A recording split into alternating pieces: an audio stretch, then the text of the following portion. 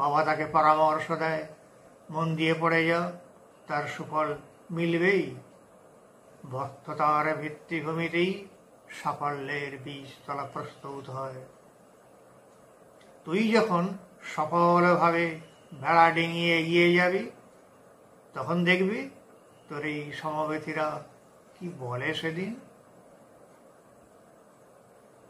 মনকে শক্ত করে প্রতিজ্ঞা বুকে নিয়ে প্রস্তুতি চলে প্রতি পদক্ষেপে। আগামী বছর ঘুরে এলো 70, পরীক্ষা হলো, পাশ করল সে প্রথম 3 জনের মধ্যে একজন হয়ে।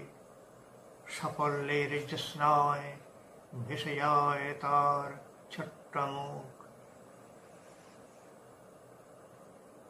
সেদিন আর কেউ এলো না তার সাফল্যকে কুর্নিশ জানাতে।